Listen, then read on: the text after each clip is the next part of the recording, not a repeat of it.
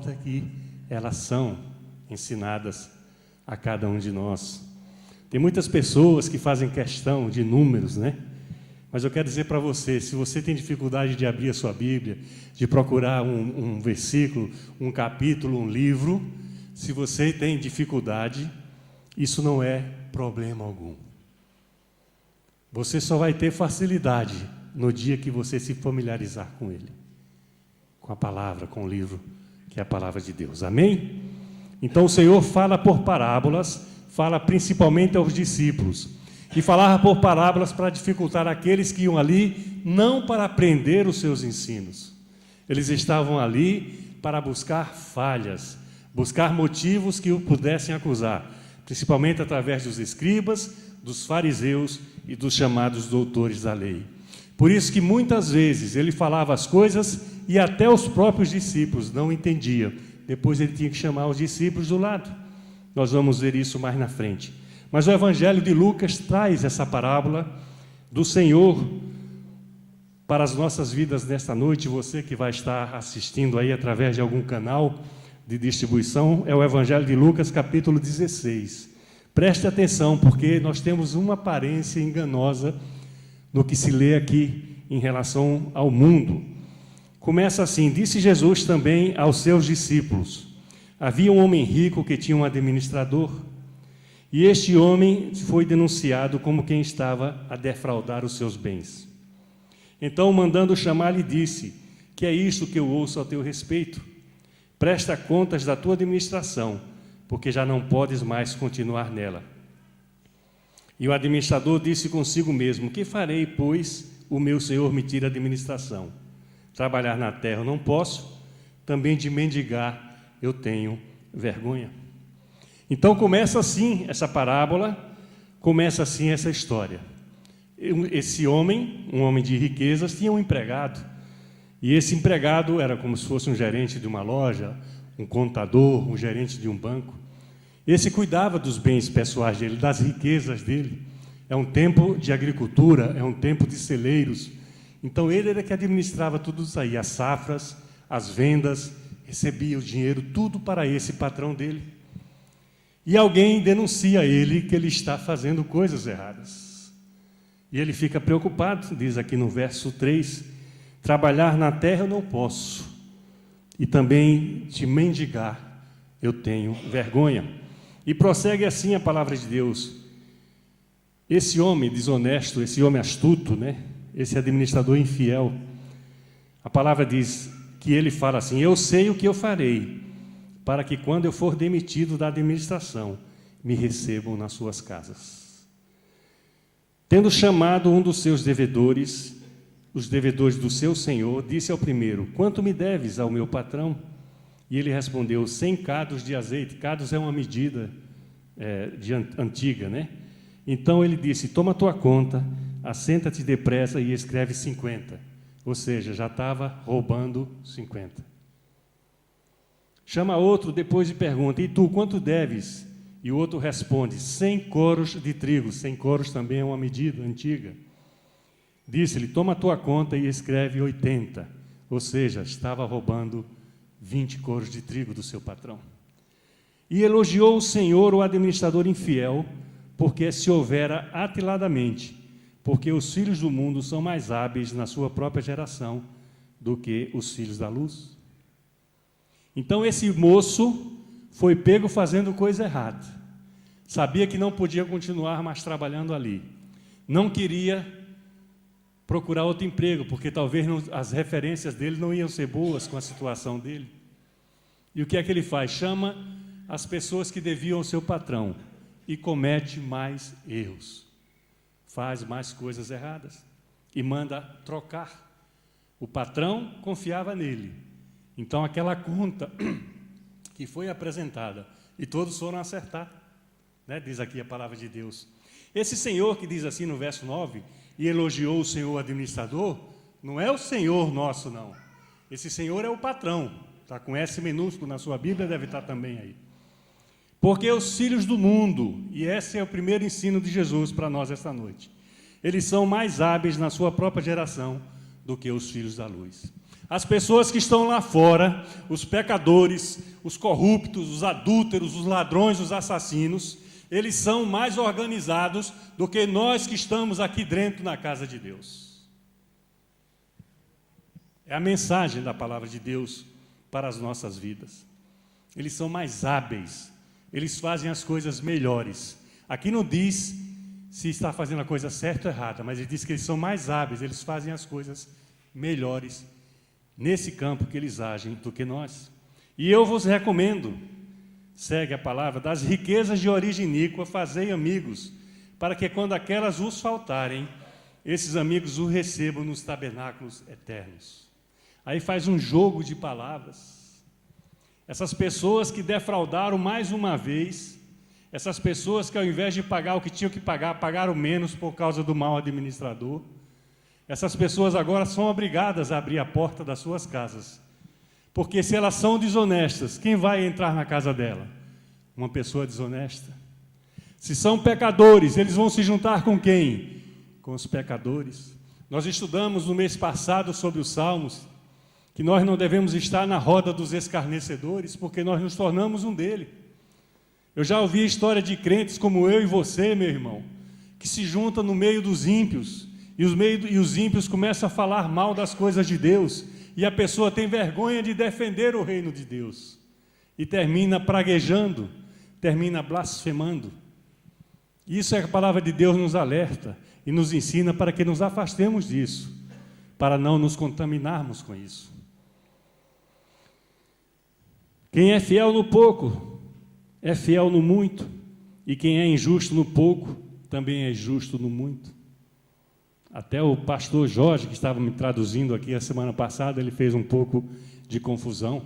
Aqui o Senhor nos ensina que a fidelidade nossa, se ela é pouca, ela pode aumentar. E a injustiça dos outros, se ela é pouca, ela pode aumentar.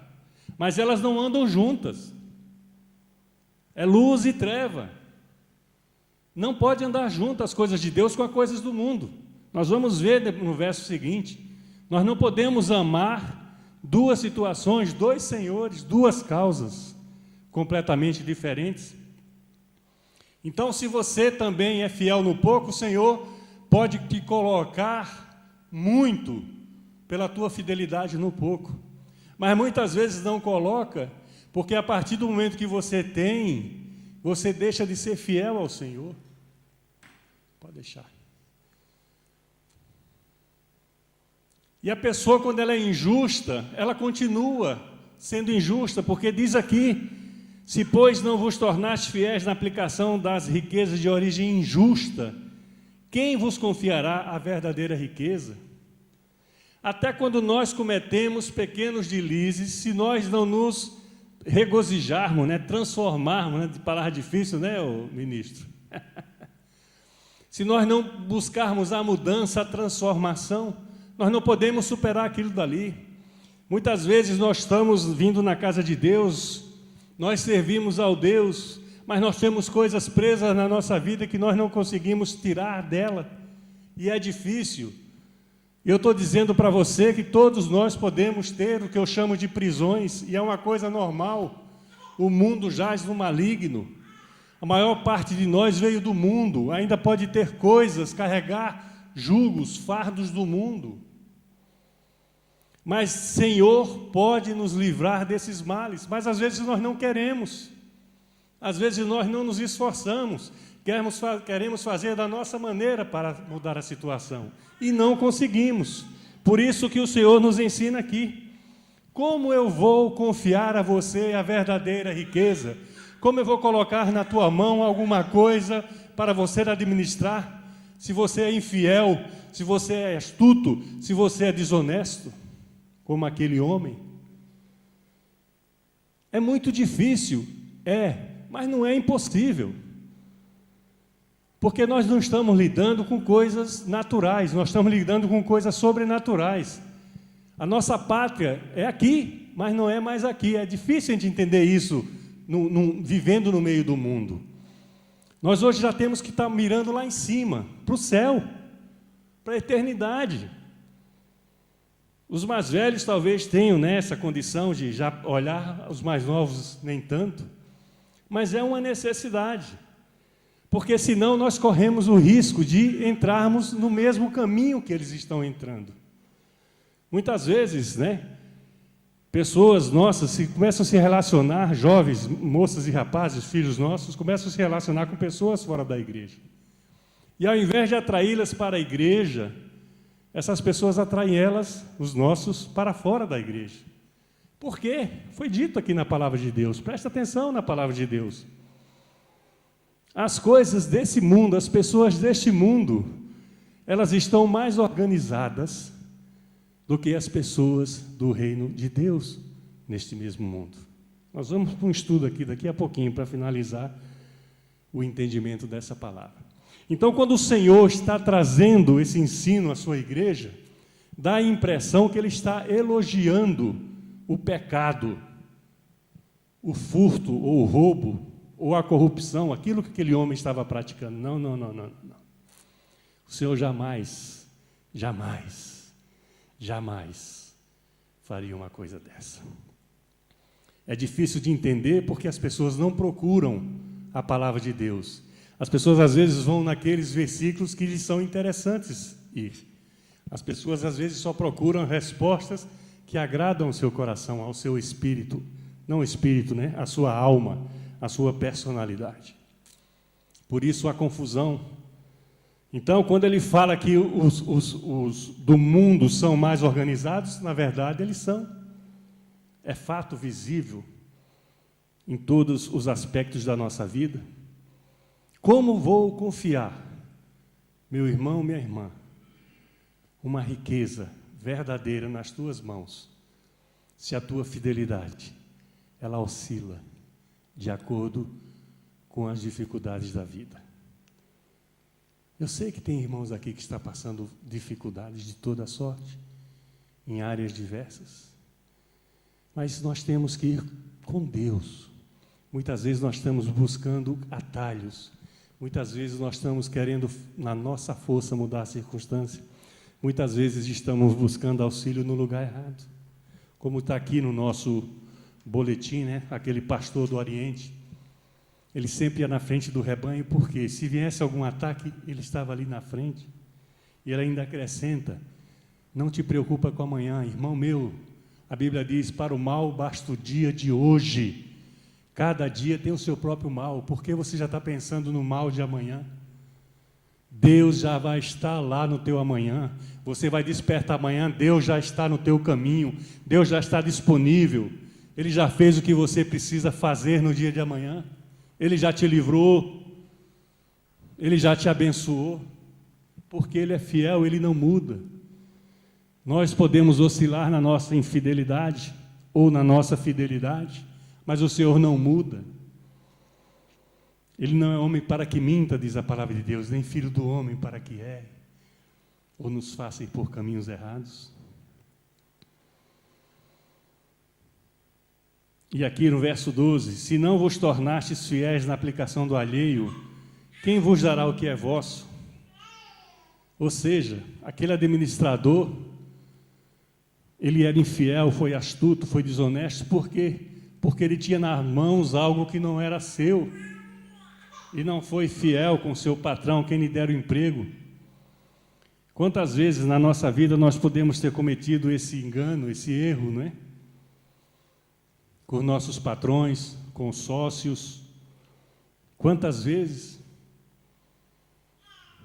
E o ensino diz: quem vos dará o que é o vosso? Não vou falar do meu sonho, que já está envelhecendo, né, como vocês sabem, mas tem sonhos novos de vocês.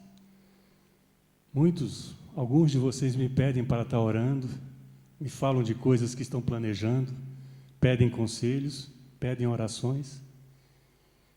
Glória a Deus. O pastor ora, o marido ora o da esposa, a esposa ora o do marido. Mas quem vos dará o que é vosso, se você não dá o que é seu? É o que está dizendo aí o verso 12. Se o que você tem no mundo é alheio, Se você não é fiel nisso com o Senhor, te coloca na tua mão, como é que Ele vai te acrescentar mais e mais? Como é que Ele vai enriquecer? E quando a gente fala riqueza de Deus, gente, não é só o dinheiro, não. A gente tem que tirar um pouco o olho do dinheiro, da riqueza material, porque essa corrompe o nosso coração. Eu estava falando aí com um pastor um dia desse. Eu não sou hipócrita para dizer que não gosto de dinheiro. Tem gente que fala, eu não gosto de dinheiro. Amém. Agora, se você disser que gosta de dinheiro, ninguém pode apontar o dedo para você. Eu gosto de dinheiro, só que ele tem um limite na minha vida. E é isso que nós temos que atentar. A Bíblia não fala mal de dinheiro, nunca falou. A Bíblia fala mal do amor ao dinheiro. E ainda diz que é a raiz de todos os males. E se você for ver fatos que acontecem com pessoas, às vezes de igreja ou não, conhecidos, familiares, do nosso relacionamento, o fundo, a causa vem lá do dinheiro, do amor ao dinheiro. Temos testemunhos, já vimos pessoas que são abençoadas por Deus. Então, logo isso acontece, viram as costas a Deus. Por isso que Deus, na sua sabedoria, penso eu, não está na Bíblia não, Ele não abençoa a igreja toda de uma vez só. O Senhor não abençoa toda uma igreja, porque era capaz de não ter culto na semana seguinte. Porque o nosso coração é corrupto, diz a palavra de Deus. Se nós não andarmos de mão dadas com o Espírito Santo, nós podemos cair nos mesmos pecados que aqueles que estão no mundo participam, né? E praticam diuturnamente. Segue a palavra de Deus, o verso 13, que foi lido aqui no sábado passado. Ninguém pode servir a dois senhores, porque há de aborrecer-se de um e amar o outro, ou se devotará de um e desprezará o outro. Não podeis servir Deus e as riquezas. E é verdade. A Bíblia fala que é mais fácil passar um camelo pelo buraco de uma agulha do que um rico entrar no reino de Deus. Está na Bíblia, vocês já leram isso? Olha a comparação, é mais fácil passar um camelo no buraco de uma agulha do que o rico entrar no reino de Deus. A Bíblia e Jesus não está dizendo que o rico não vai entrar no reino de Deus. Ele diz que é mais fácil o camelo passar pelo buraco da agulha do que o rico entrar. Por quê? Porque Jesus sabe que o dinheiro corrompe o coração. Ainda mais o dinheiro ilícito. Ainda mais o dinheiro que é adquirido de maneira desonesta. Ainda mais da intimidade que você dá ao dinheiro para você andar com ele, e como andar com ele, e o que fazer com ele. É a palavra de Deus, e ela não muda, como nós vimos mais cedo. Nós não podemos servir a Deus ou a riquezas. Não podemos. Não podemos. Nós temos exemplos tremendos, conhecidos, e eu creio que muito mais desconhecidos, de pessoas riquíssimas que investem no reino de Deus. Nós sabemos disso. Glória a Deus. Esse entra no reino dele. Mas a avareza é uma coisa que inerente à alma. E tudo aquilo que é inerente à alma corre o risco de ser impregnada na nossa personalidade. Como falou um político no Brasil recentemente, eles não estavam acostumados com tudo aquilo. E no Brasil diz, quando a gente não está acostumado com muita coisa, quando a gente pega essa coisa, a gente se lambuza. Lambuzar é sujar. E é isso que quer dizer a palavra de Deus. As coisas de origem ilícita, elas podem desviar-nos do caminho do Senhor. Muitas vezes nós não temos parado para pensar, nem vou dizer que não damos importância, nós não paramos para pensar do que nós já conquistamos através da cruz do Calvário. Nós não damos importância para isso, porque nós estamos no mundo que jaz no maligno. Nós estamos no mundo do administrador infiel, do administrador astuto. Nós estamos vendo os exemplos de fora e às vezes até consentindo com eles. A maior parte daqueles que fazem parte do nosso imaginário de idolatria, às vezes nós apontamos os dedos para os católicos que idolatram os santos. Não é bíblico, mas nós não devemos apontar o dedo em momento algum. Mas nós temos as nossas idolatrias também, e uma delas é o dinheiro. O cristão também tem as suas idolatrias, e uma delas é o dinheiro, porque muitos têm pregado a doutrina do ganhar por ganhar. Se a sua igreja não prega a prosperidade material, você não é bem-sucedido. A sua igreja não está pregando a palavra de Deus. A palavra de Deus não fala isso. Por isso que o desafio de conhecermos ela para podermos replicar o que as pessoas dizem pelo mundo afora. A prosperidade é a ausência de necessidade. Você pode ter uma vida digna, sem riqueza, e ser um ser próspero. Um homem e uma mulher próspero. Conheço muitas histórias de prosperidades que levaram à perdição de vidas, de pessoas da igreja, até de líderes de igreja. Continuando no verso 14, os fariseus que eram avarentos ouviam tudo isso e ridicularizavam. Quando Jesus está falando essa parábola, como parábola para os discípulos,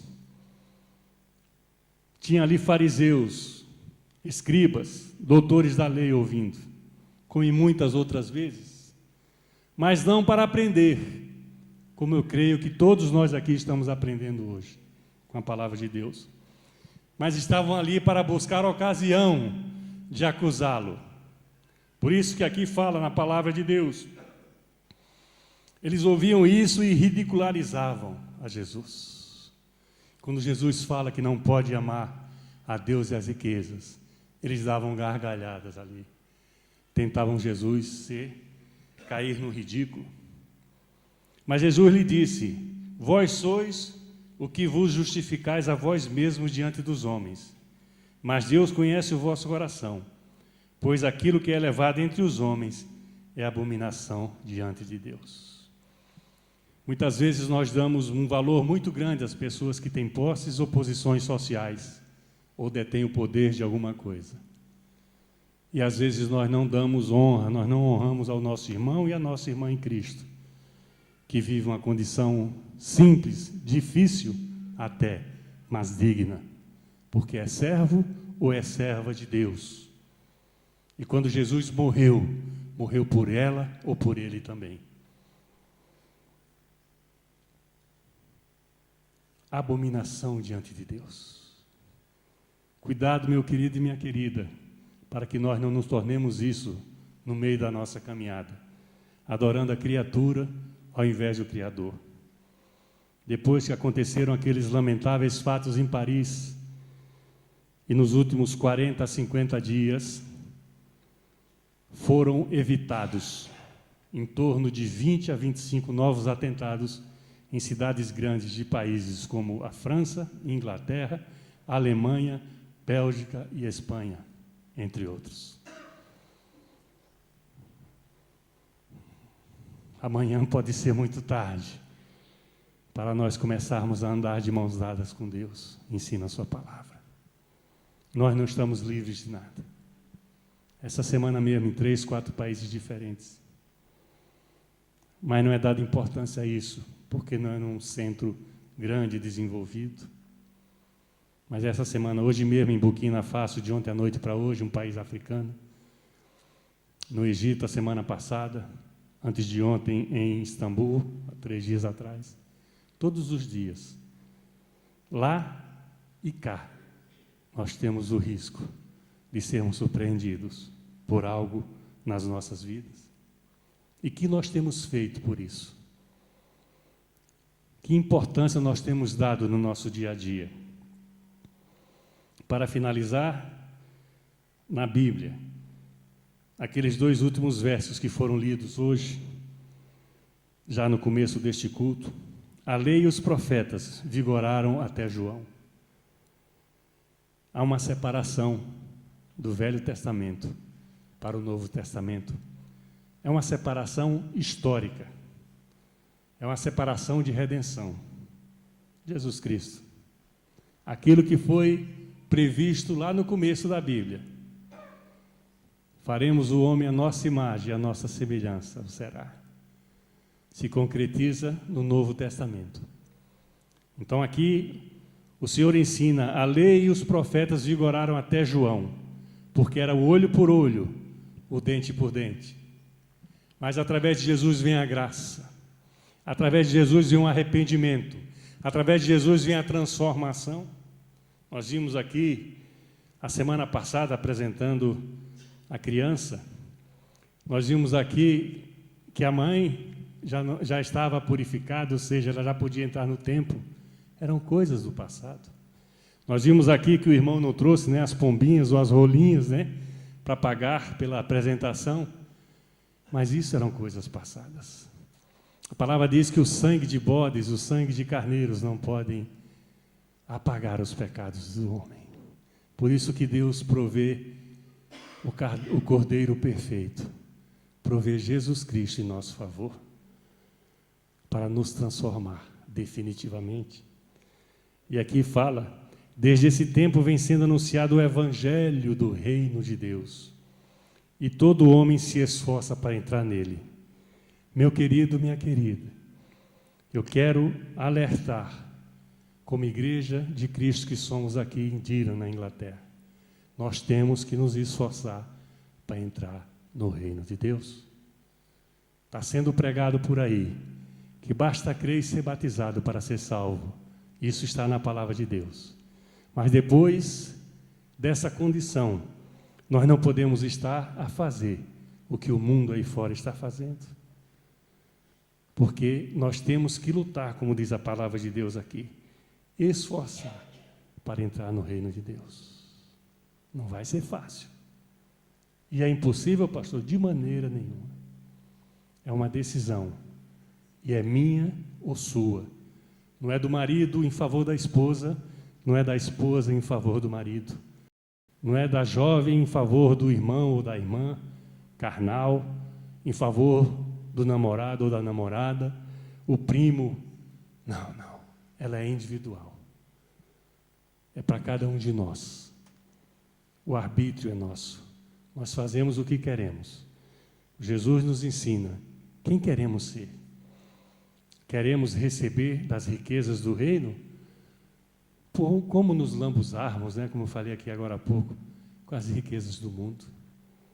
E a palavra encerra aqui no verso 17, que é mais fácil passar o céu e a terra do que cair um tio sequer dessa lei.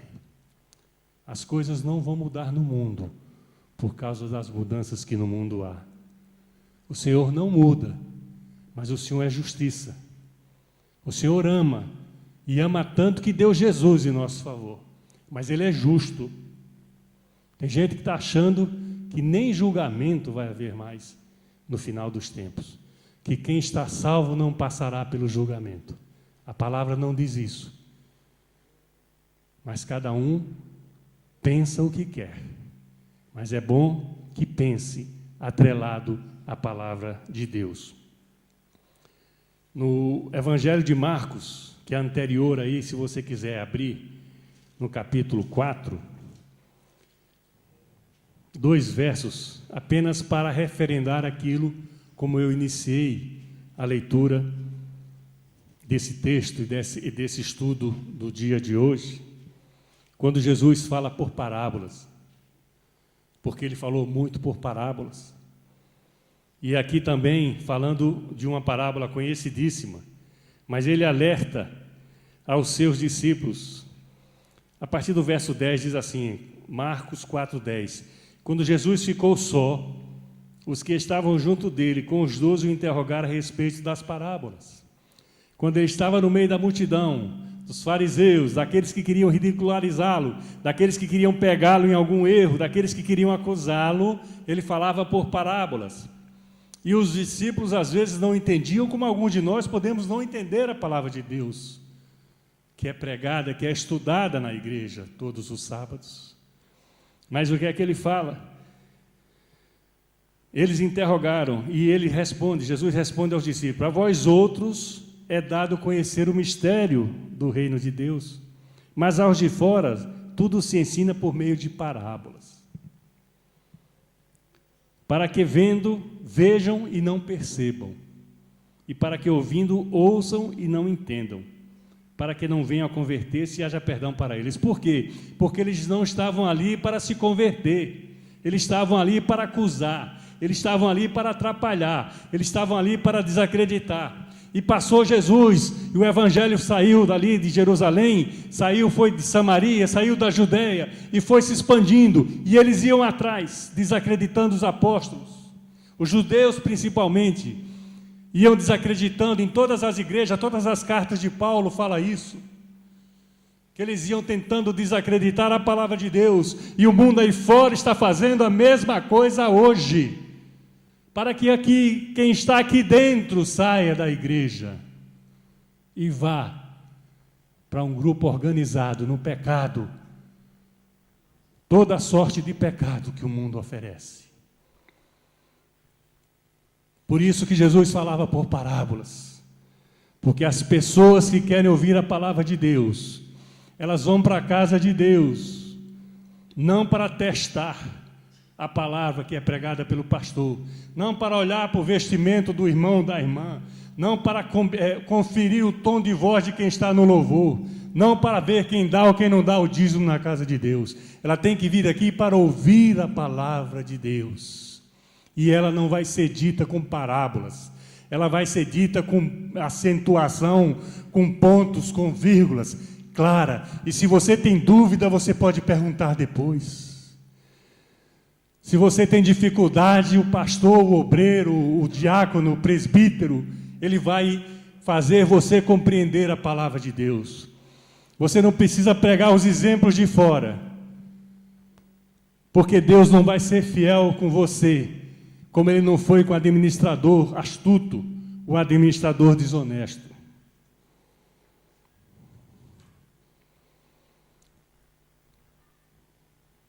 Olha as aplicações principais. Eu peguei um estudo, www.estudosdabiblia.net. Estou falando de algo que eu não escrevi, que foi escrito por vocês nesse site. Obrigado, que Deus os acompanhe sempre. Olha as aplicações principais desse texto.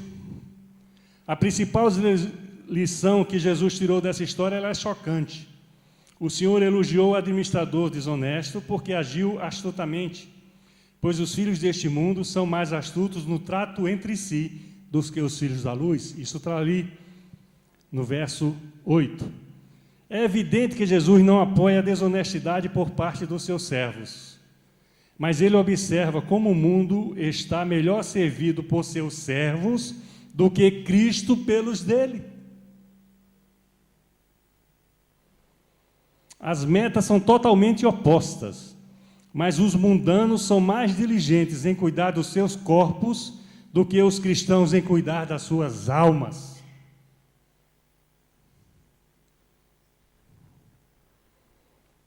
Essa comparação não é só interessante, mas ela edifica, viu? Porque aí fora eles estão dando um valor danado aos corpos, né? Tem o lance da beleza, da moda, né? Tem que encolher a barriga aqui. Que tal? E nós não estamos cuidando da alma. E a alma descuidada, ela se agrega ao corpo pecador aí da rua. A previsão, e não é de tempo, que aqui está frio, a gente sabe disso, né? Hoje estava cheio de gelo lá na porta de casa. Esse administrador desonesto, ele refletiu bem em como seria o futuro depois de perder o seu emprego.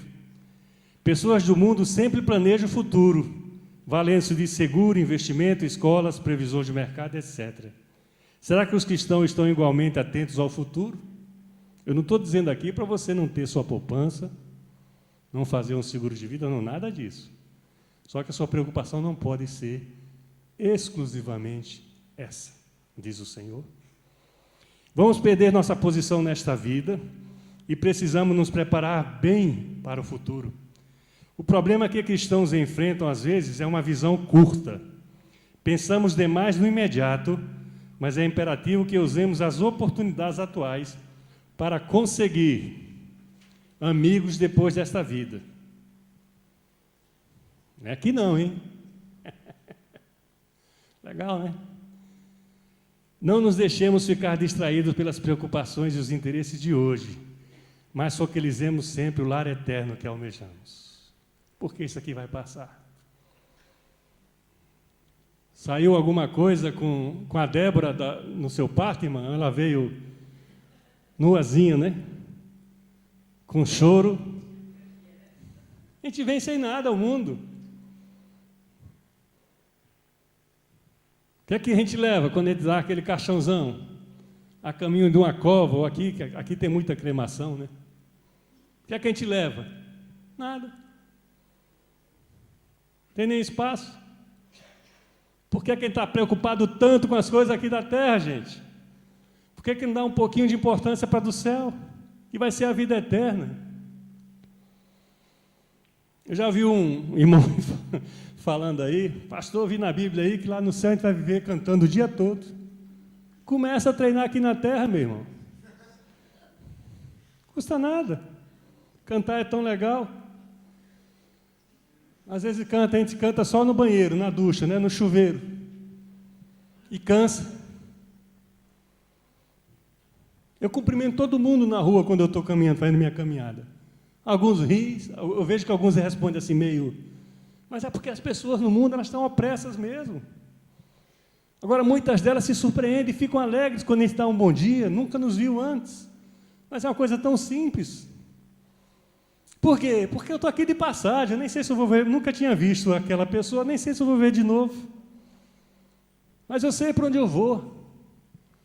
Eu tenho convicção, me perdoe. Senhor, até falo às vezes. Mas eu tenho convicção que eu vou para o céu. Eu ficava assim com o Paulo, assim meio apóstolo Paulo.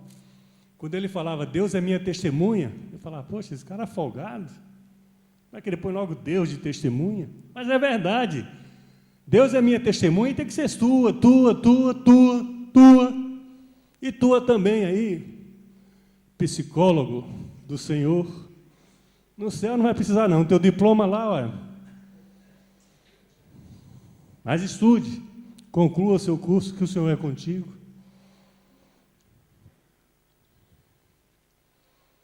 O realismo do nosso dia e da palavra de Deus. O administrador infiel percebeu a seriedade da sua situação, claro. O cara roubava, vai ser despedido. Ele vai procurar emprego aonde? O cara me dá a tua última referência. O que é que o patrão dele vai dizer? É um santo. Olha, e com dinheiro então, põe tudo na mão dele. Agora manda a rádio patrulha lá para outra esquina, né, para pegar ele lá.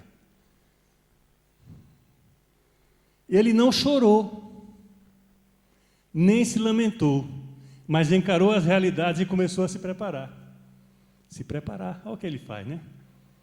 Foi lá, chamou os credores, né, os devedores todos, e fez o arranjo para ele ganhar mais dinheiro, para ter a simpatia e a amizade, para poder frequentar a casa deles. Nós estudamos agora há pouco.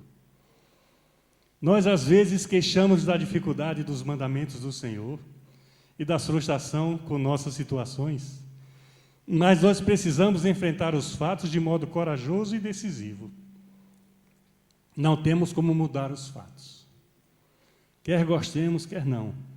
Vamos lidar com a verdade dos eventos vindouros. E aqui tem uma frase que eu achei legal também. O mundo celestial não tem lugar para chorões. Muitas vezes a gente fica chorando aqui, ó, só chorando. Olha, chorar é algo tremendo, viu? Quando eu choro, parece que sai um peso de dentro de mim. A balança diz que não, né? Mas parece que sai um peso, porque realmente o choro é algo que vem do Espírito. Até chorar de alegria a gente pensa que é difícil, né? Mas não. Agora, muitas vezes nós temos chorado à toa,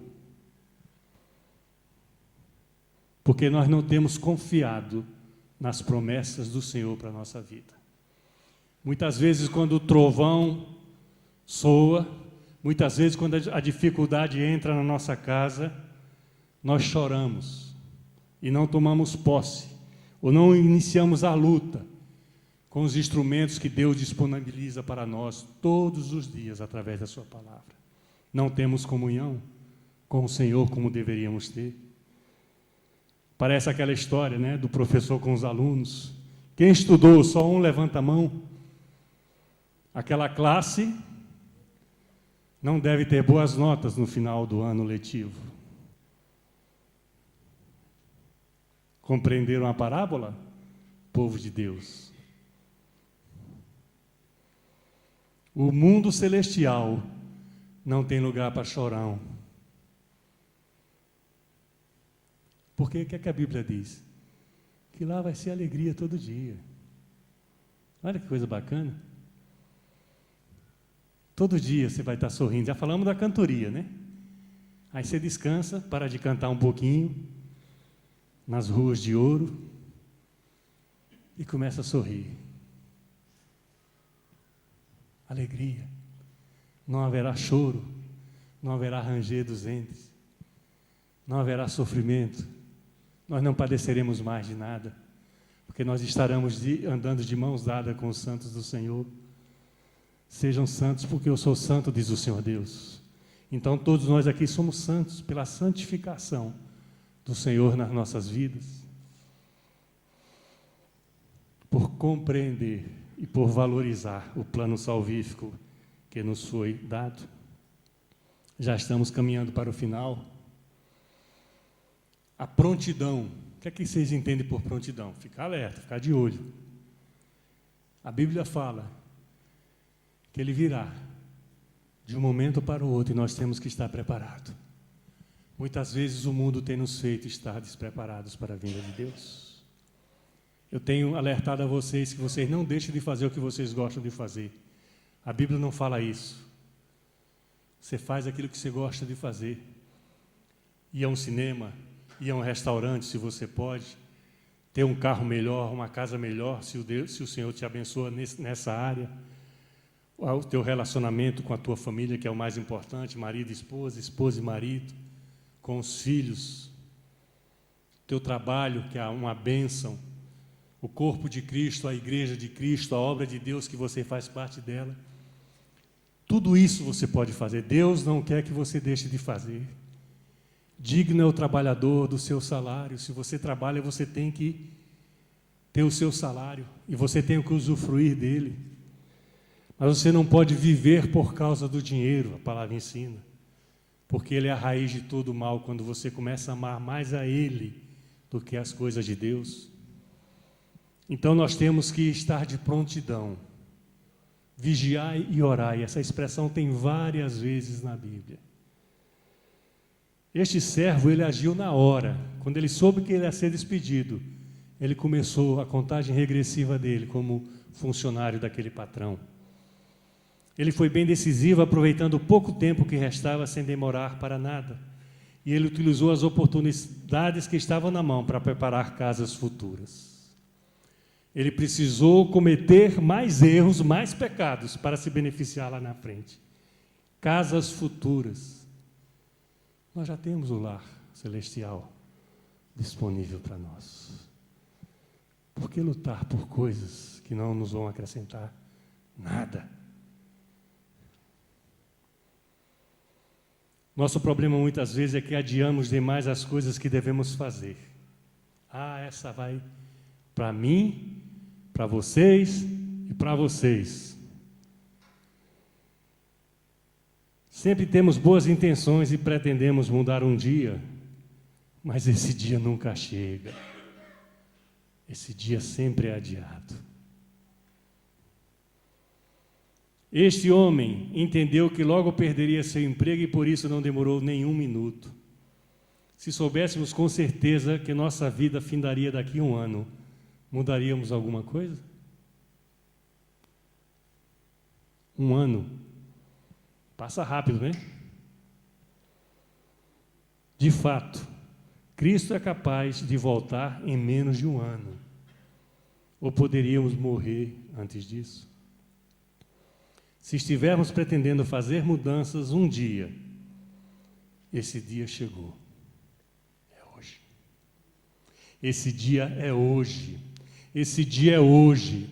Se você tem algo a tratar com o Senhor, você trata hoje. A palavra fala que nós não podemos servir a dois deuses. Nós aprendemos aqui na palavra de Deus que nós temos que ser fiel, que nós não podemos ser injustos. O dia é hoje, não adie mais aquilo que você tem de fazer em favor da tua vida por causa de Deus, porque por tua causa Ele já fez o que devia ter feito. E você não está valorizando, eu não estou valorizando, por causa dos compromissos do mundo, por causa da propaganda do mundo, por causa das ofertas do mundo. O dia é hoje. O dia é hoje. Nós temos adiado muitas coisas na nossa caminhada com Deus. Meu querido, minha querida, meus queridos, minhas queridas, o dia é hoje. Porque para o Senhor, um dia são como 1000 anos. E 1000 anos é como um dia. Que o Senhor nos abençoe, trazendo o discernimento necessário para a nossa mente e para o nosso coração, para a palavra que está sendo discernida e estudada entre nós no dia de hoje. Amém? Fique de pé.